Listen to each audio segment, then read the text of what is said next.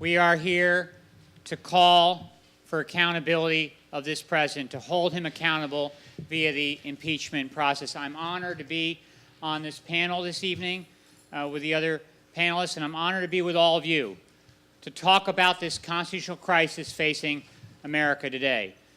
Free Speech for People has been around since the 2010 ruling in Citizens United v. FEC, which equated corporations as people having political speech rights, sweeping away a century of precedent barring corporate money in our elections. And we have been engaged since that time in challenging big money in politics and unchecked corporate power.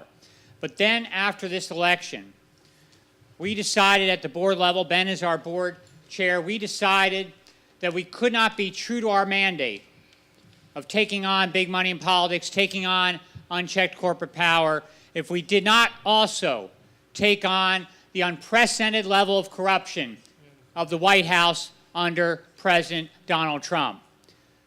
He must be held accountable for his direct and ongoing violations of two anti-corruption provisions of the United States Constitution, the Foreign Corruption Clause and the Domestic Corruption Clause.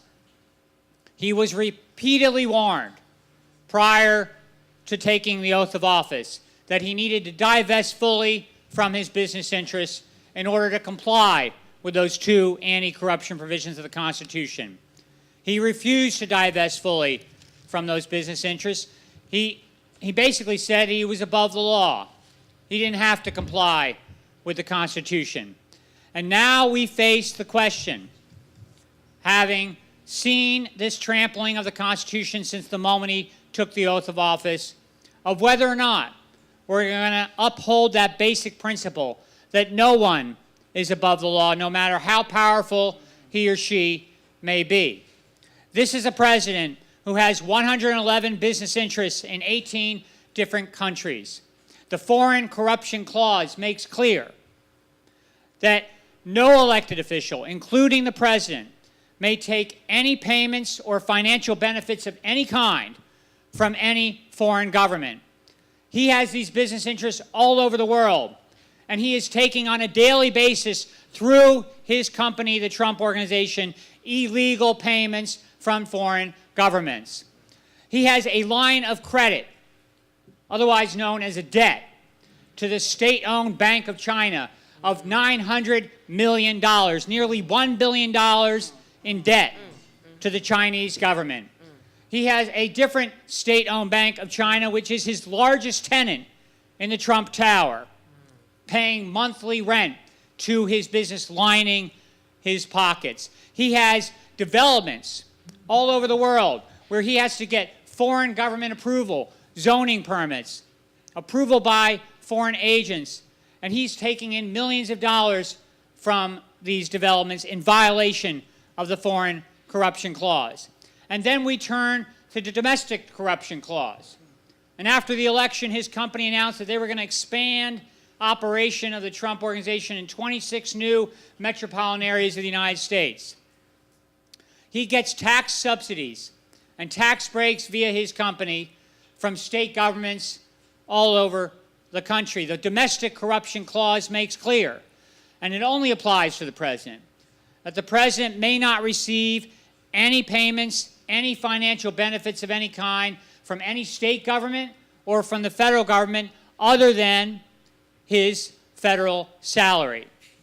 And yet this president is receiving tax subsidies and tax breaks via his company at the state level and getting benefits, financial benefits from the federal government other than his salary. The state of New York alone, since 1980, has given the Trump Organization $885 million in tax subsidies and tax breaks. He has a lease on federal property, the old post office property in Washington, D.C. on Pennsylvania Avenue. That lease makes clear that no elected official may get any benefit from the lease, and yet he has his Trump International Hotel located right there, a direct violation of the Domestic Corruption Clause. The U.S. Defense Department has said that it now wants to rent space out of Trump Tower, a direct benefit to him, federal government going to him. And then think about all the policies at the foreign policy level, at the domestic policy level. And every single kind of decision that comes out of the White House will have this cloud of whether he's looking out for the people's interests or whether he's looking out for his own personal financial interests. This is a president who's using the office of the presidency as a profit-making enterprise at the public expense. We cannot allow it to happen. We will not allow it to happen.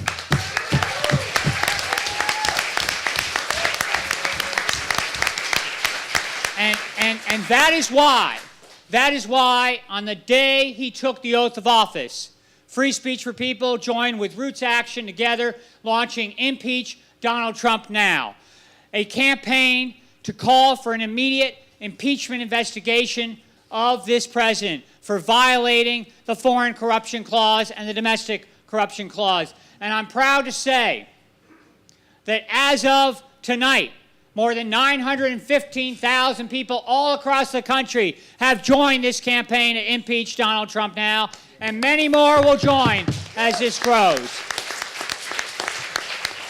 And we have tonight a city council member who has helped lead the way to have the first city in the country, Richmond, California, call for the impeachment of Donald Trump.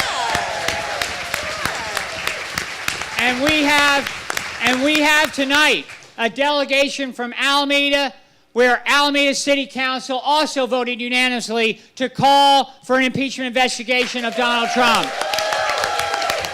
And this is not just a Bay Area phenomenon. The Charlotte, Vermont town meeting, a school teacher, retired school teacher, took our resolution off of the Impeach Donald Trump Now website, went before her town meeting, and received overwhelming support, and Charlotte, Vermont is on record calling for an impeachment investigation of Donald Trump. We're going to take this to every community in the country, red states, blue states, purple states. We're going to go where everyone is to say that this is about our Constitution. You know, it's not just about Donald Trump. This is not just about Donald Trump. This is about us. What are we as a nation? Who are we as a people? Will we rise in this moment of a constitutional crisis to defend our Constitution? Will we rise to defend our democracy? Will we rise for that fundamental principle that the president is not above the law? The time for an impeachment investigation of Donald Trump is now. Thank you for being here. Thank you for standing up for our Constitution.